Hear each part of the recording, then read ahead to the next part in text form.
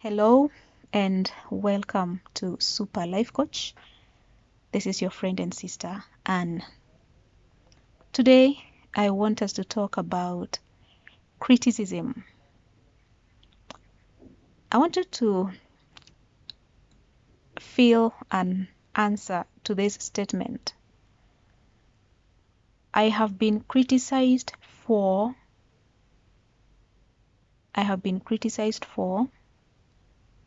Write some things that you have been criticized for. And then let's go into the explanation on how to respond to criticism. We will be criticized in this life. And so it is important for us to learn how to respond to criticism. Some of the criticism that we receive is positive and constructive. And some other types of criticisms are negative and they can be destructive. So I want us to identify both because we will have those things coming our way. And we want to make the best out of each one of them. We want to be able to respond in the right way. So the first thing is that when you are criticized, before you can respond, look at what the person has said and ask yourself, is it true or not? Make sure that before you respond, you have answered that question. Is it true or not? The second thing you want to look at is it positive or negative? The person who has just released a statement, which I look at and I call it a criticism, did they do it with an attitude of love and care? Are they concerned? Are they trying to help me? Or are they just being judgmental, accusatory? Do they simply want to hurt me? So make sure you have that answer. Is it positive or negative? Are they saying it out of goodwill, or do they simply want to hurt me?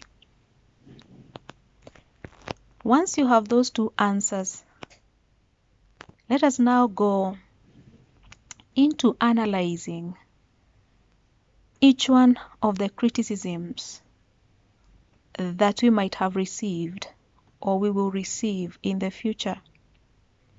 Let us begin with when the criticism is true and the person criticizing you is doing it out of care, love, and concern.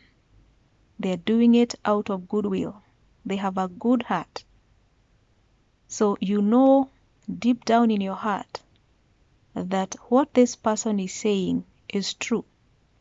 And they are saying it in a good, loving, concerned way.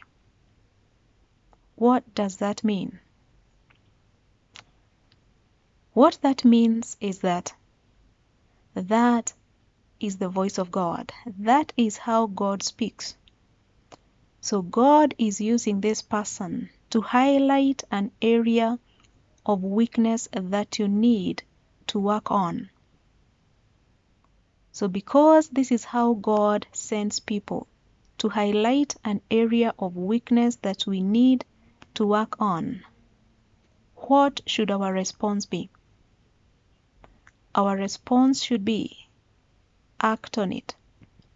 Begin to work on it. There is a need for you to work on that area.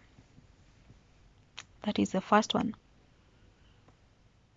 The second type of a criticism is where the criticism is true, but the person delivering the message is doing it in a negative way. It is completely true what they are saying about us, but they are saying it in such a bad way that you find yourself justifying it. You will find yourself resisting that truth. But you know deep inside of you, whatever they're saying is true.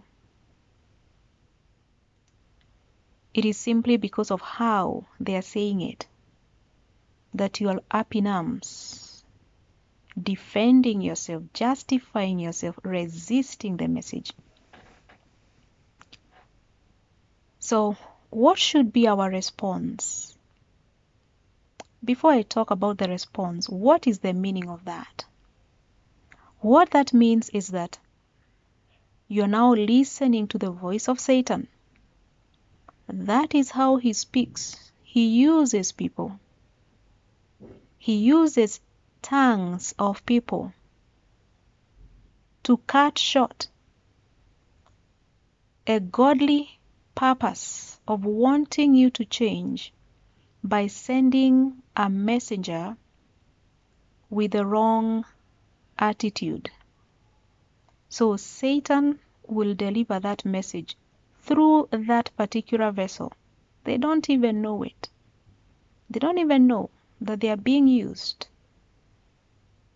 to come in with that manner of an attitude so that you can rise up and resist the message. So Satan basically doesn't want you to change. He wants you to remain in that kind of weakness.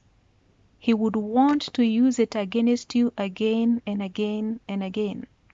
He doesn't want you to change.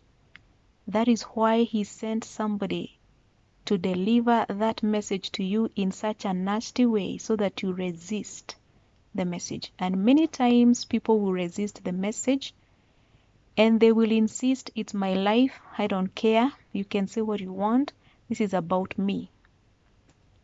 If you cannot stand it, it's up to you. And yet, there is a need for you to change. We rise up, we resist it. In actual fact, for some people, I've heard them say that they do the same thing again and again to spite the person because the person came in a nasty way. And that is exactly what Satan wanted.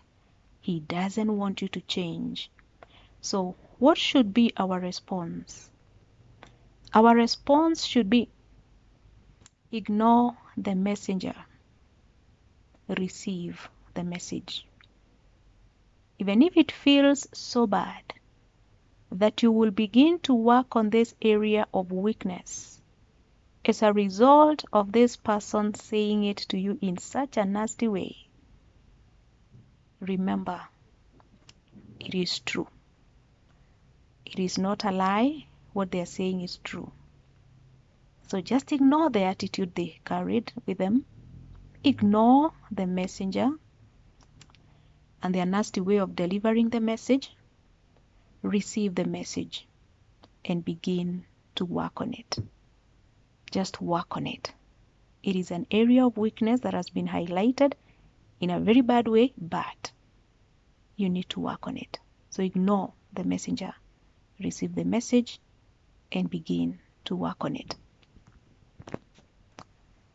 The third way of looking at criticism is when it is completely untrue. You know very well that what the person is saying is not true. Completely, you know it is not true about you. And the messenger is saying it in a very nice, positive way. Now, this kind of a criticism comes from people we respect. It comes from people we don't know how to say no to. It comes from people we trust. We believe in them. Many times this kind of a criticism can come from parents as they are criticizing their children. They are saying something that the child knows is not true about them. But because it is dad saying it, or it is mom saying it, or it is my auntie or my uncle saying it, then the child is left doubting themselves and wondering, is it true? Mom can't be wrong. Dad can't be wrong. Maybe I don't know myself. This kind of a criticism can also come from husbands as they are criticizing their wives. So it leaves somebody doubting themselves. It comes from people we respect, people who have authority over us. It comes from a spiritual leader. It can come from a teacher criticizing a student. And it leaves the person doubting whether they really know themselves. They cannot believe that this person is saying something untrue about them. If you allow yourself to think about that criticism, you might find yourself believing it, doubting yourself, and if you're not careful, you will begin to become what that person says, and you know very well at that very moment that is not true about you. That is how people have been conformed into something totally different from who they are. They get changed, they get transformed into something else. They believed that person's criticism.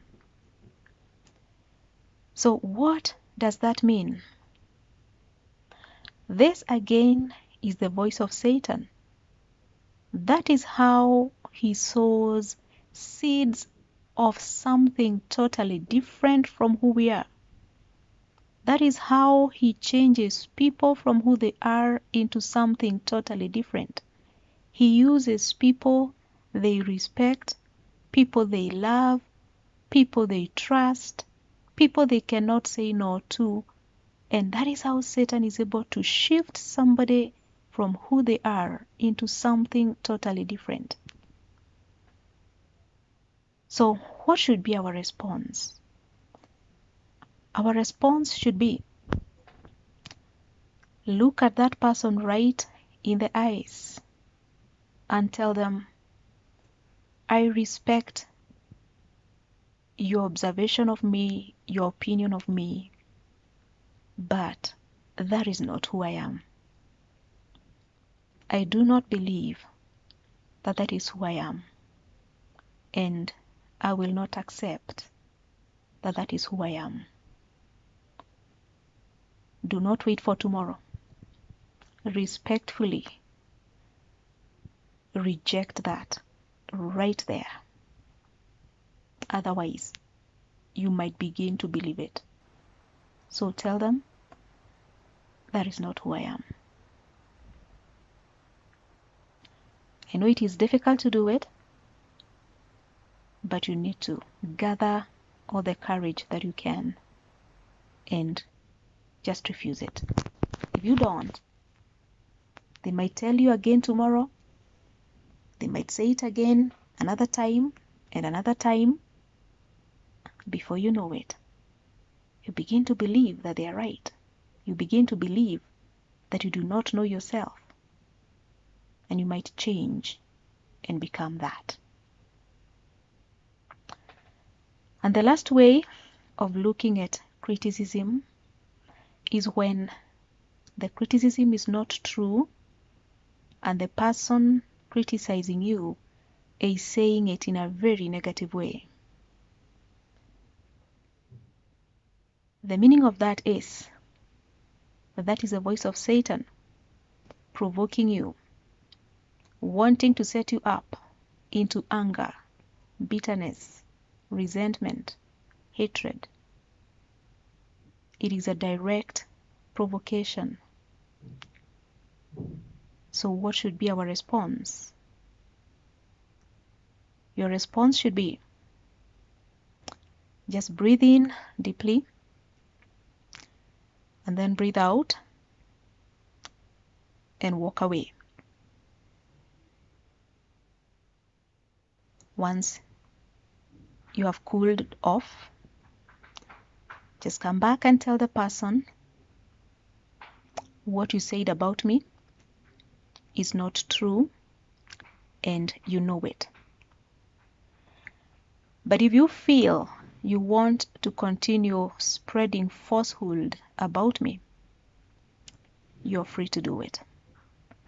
It will not change who I am, and I will never become that. So do not fight. Do not argue.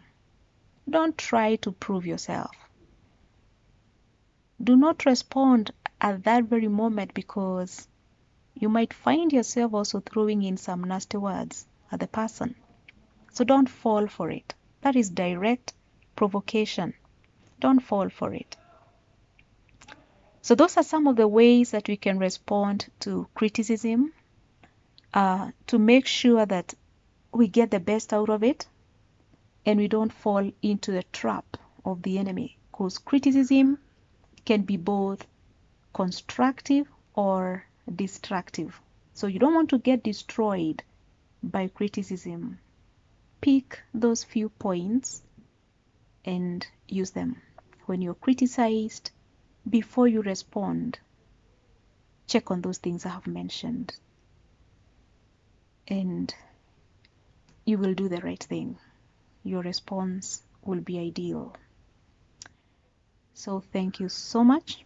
I hope from now onwards we will not find ourselves feeling so bad when we are criticized.